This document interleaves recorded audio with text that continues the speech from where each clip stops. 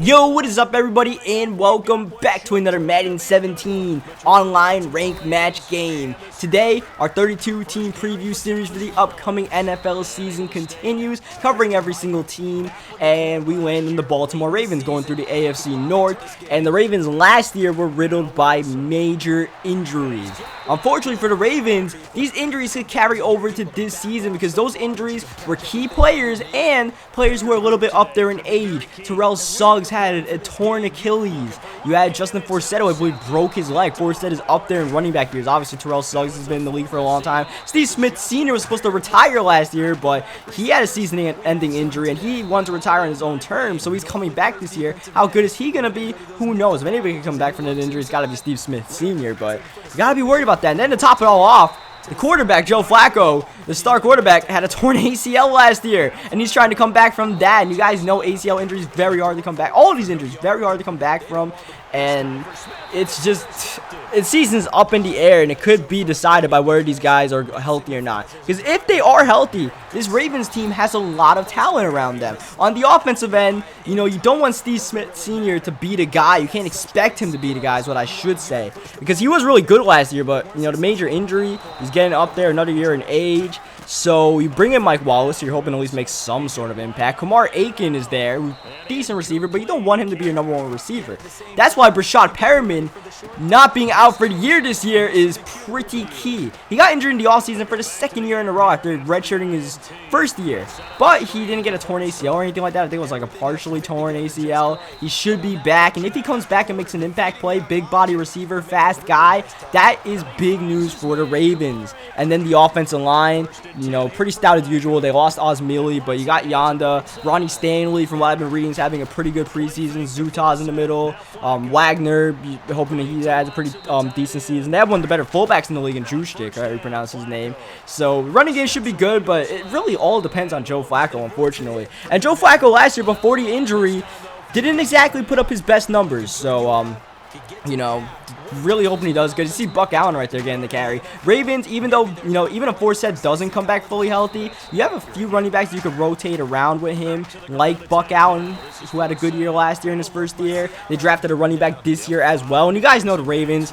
just like the Bengals we talked about yesterday, they're one of the best teams as far as, you know, staying in contention every single year by drafting well, drafting smart. Max Williams was one of those draft picks last year, second-round pick tight end. Looked good last year from what we saw, at least while he was with Flacco, and he could be in line to get a lot of touches because Joe Flacco definitely loves throwing to his tight ends. You guys saw it year in and year out with guys like Dennis Pitta. So, you know, for the Ravens, you're hoping that. And then they drafted all over the place this year. They got a linebacker in the second round, Correa, defensive end. These are positions that are badly needed. Cornerback. And you guys notice the theme. A lot of players drafted on the defensive end for this draft for the Ravens. And it's needed because the defense was okay last year. It wasn't great. The Ravens are known for being a hard-nosed defensive team. You guys think about the Ray Lewis, Terrell Suggs, Ed Reed era. Big hits, picks. You just don't move the ball on these guys, and if you do, you're going to pay for it. That presence is not really there this year. I mean, like I said, Suggs, you don't know how much he's going to come back from this year. Doomerville's still there. They still have Doomerville, but and Brandon Williams in the middle. But it's just none of those star players that you're used to having for the Ravens. CJ Mosley didn't exactly play like a star last year. Timmy Jernigan, they're hoping he takes a step this year. Didn't play like a star. Jimmy Smith didn't exactly play like a star. So that's why you're drafting all these new guys, and you're really hoping you get some contributions out of some of these guys. And the secondary, Will Hill is gone. Will Hill, I was really pissed watching Will Hill last year because he was doing so good. And I'm like, yo, the Giants let this guy go, and the Ravens got him for free, and he's balling out playing at a Pro Bowl level. But then he got suspended again this offseason, and you see why the Giants cut Will Hill. Because now the Giants were able to draft a few safeties for the future. Meanwhile, the Ravens kind of got stuck. But thankfully for the Ravens, they rebounded very nicely. Very, very nicely by getting Eric Weddle out of free agency. That was a great pickup right there. Obviously, Weddle's, you know, a little bit veteran more in the league, but he's still got good years in him. He had a good year last year. Once again, perennial Pro Bowler feels like Eric Weddle has been, and, you know, probably should be once again. Ladarius Webb is moving to safety this year, which is interesting. And then Sharice Wright is back there. So it's an interesting defense for the Ravens. It could be troubling. And I really want to think this Baltimore team could contend for a playoff berth, just because the Ravens, like a couple of teams like the Patriots and stuff like that, they just have contributors coming out of nowhere to help them out. But I'm really worried about the offense and defense, and that's not really that good for the Ravens. But, I mean, last year, even when Joe Flacco was out, they played some low-scoring games and stuff like that. So, as long as the defense shows up, the offense won't be asked to put up huge numbers like it normally is with the Ravens. And as long as, you know, you have that, Joe Flacco is a great game manager. And that should be enough to be in playoff contention to AFC East, or AFC North, and then AFC in general. In the AFC, things don't normally change a lot. I feel like the NFC is a little bit more topsy-turvy, and the AFC is like usually the same teams are on top. The Patriots, the Colts, the Broncos for the past how many years, the Steelers, Bengals, and then the same teams are at the bottom, like the Jaguars and the Browns and all of that. The NFC is a little bit more wild-carded, so that's why it's like, yeah, you know, the Ravens, they're contending. The Bengals, yeah, they're contending. It's not any crazy prediction. When it comes to the NFC, that's probably when there'll be more crazy predictions. And speaking of those predictions for our 32-team series thing, I realized that it's going to be very hard to get every team off, all 32 teams off before the regular season starts. So our little series might continue into week 1 of the NFL season, which I hope isn't really too much of a problem.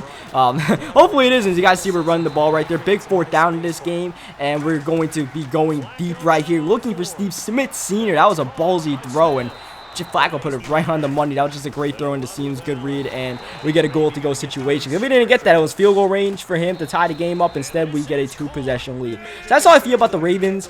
I think they'll be in wild card contention, but maybe not to win their division, but maybe wildcard contention. But at the end, it looks like it might be like a 7-9 or 8-8 season for the Ravens.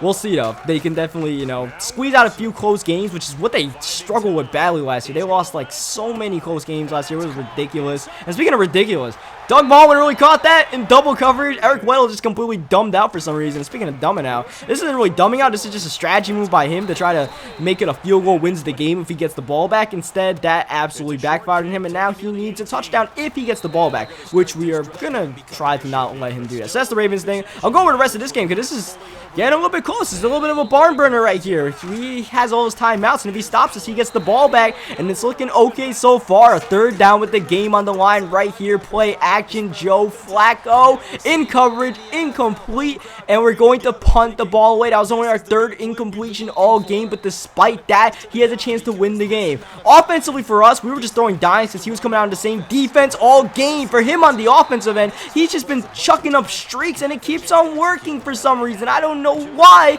but we need one stop to end this game. Here's Russell Wilson going for the lead, but Eric Weddle is there to save the day. We're not even going to take a chance to return this one. I just want to end this game. I'm tired of playing this guy. Even if we win the game, this wasn't even fun to play. This guy was just chucking up streaks, and for some reason it was working. Like Tyler Lockett got an aggressive catch. Doug Baldwin burned like a cover 3. But thankfully we got the win. So leave a like on this video if you guys enjoyed it. Let me know what you guys think about the Ravens outlook this season. Subscribe for more if you guys want to continue keeping up with this series and all the other stuff we put out. And until then, I will catch you guys next time.